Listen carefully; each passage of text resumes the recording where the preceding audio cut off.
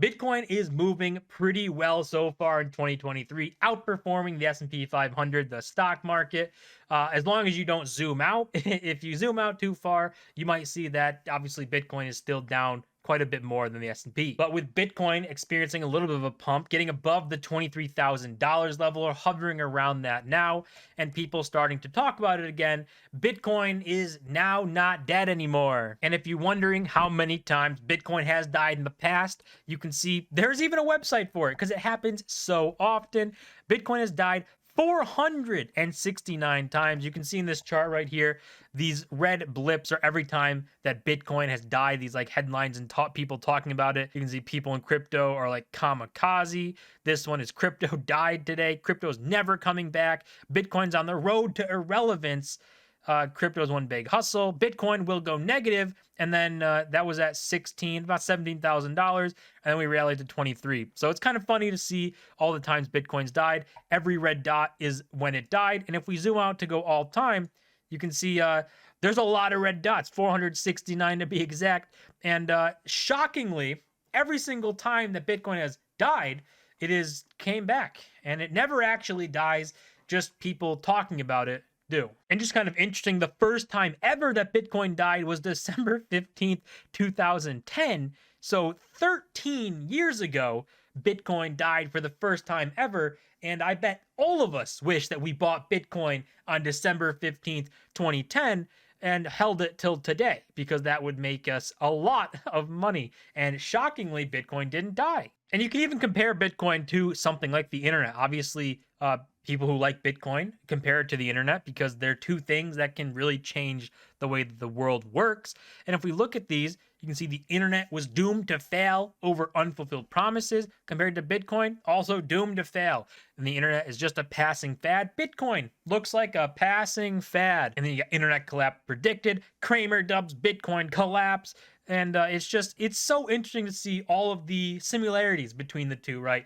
All these headlines, you put them next to each other and they are extremely similar. So it's crazy to see like people thinking the internet is nothing. Like, that's crazy. You talk about the internet, what are you, crazy?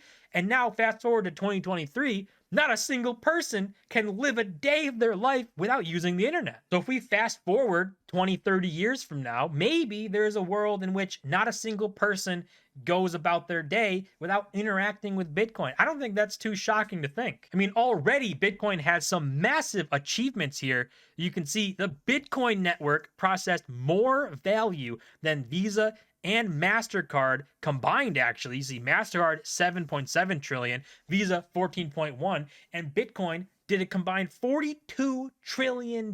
So Bitcoin moving tons of value. Obviously, a borderless, permissionless, global system can push a lot more money, push a lot more value. It doesn't have so many guardrails, so many gatekeepers and problems to interact with, where you can just send value from person one to person two, and all they need is a phone, and you're good to go. And there are a couple different numbers out there, like you see here, saying Bitcoin had 15 trillion worth in 2022, which is a pretty big difference, right? 42 trillion to 15 trillion.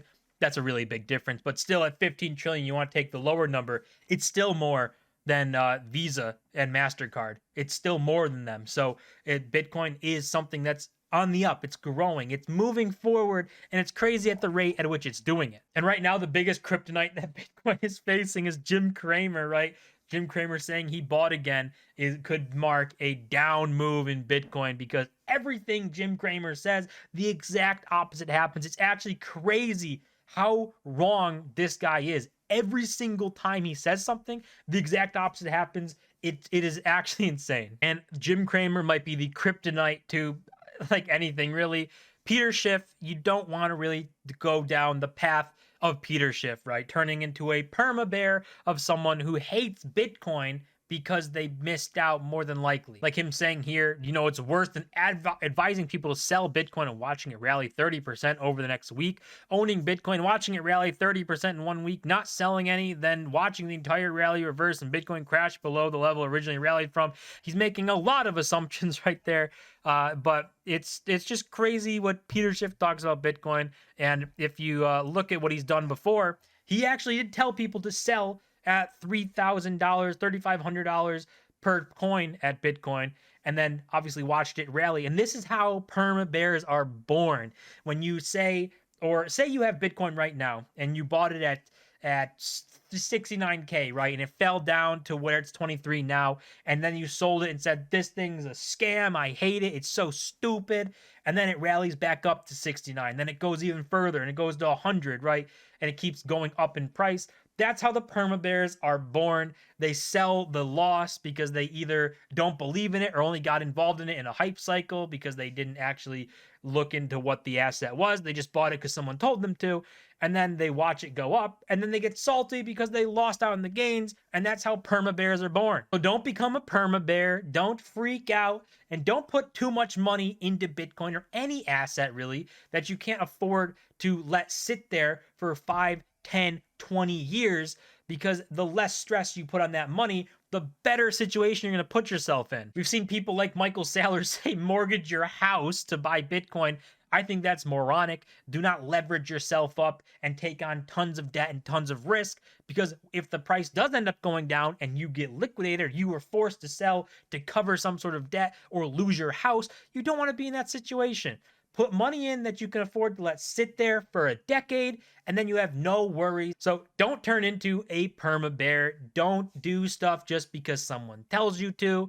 That is probably the best way to put yourself in a pretty bad situation. That's going to do it for this video. As always, don't forget to smash the like button and subscribe, and I'll see you guys in my next video.